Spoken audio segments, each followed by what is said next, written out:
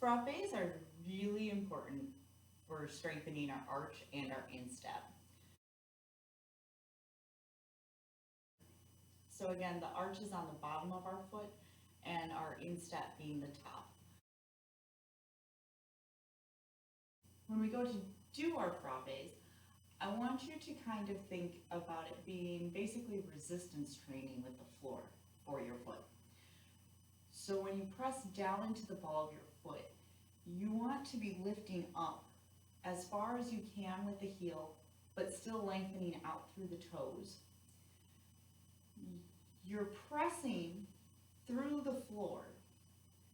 That would be your resistance. As you glide your foot forward and finish the remaining foot positions, you flex it and pull it back in. So that's a relaxation. So you're engaged, you stretch that out, and then you relax it in order to flex. The constant repetition of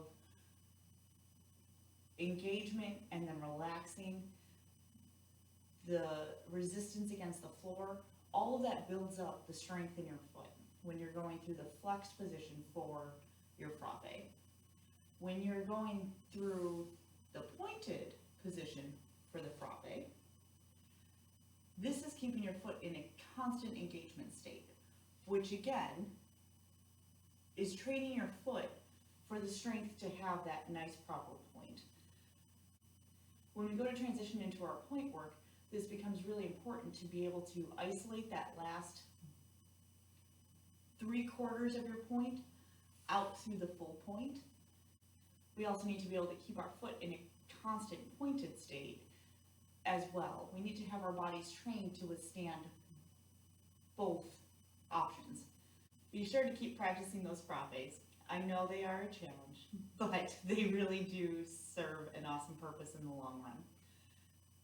Tomorrow, I'm actually going to be talking a little bit about how frappes can be a challenge for those who are also tap dancers. I will see you then.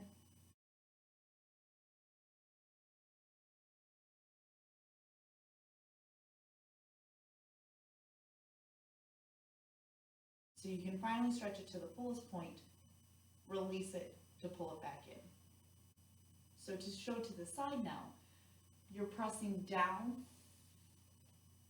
and you're releasing that at the last second when you go to flex it in. So you're resisting all the way out until you can finally stretch it to the fullest point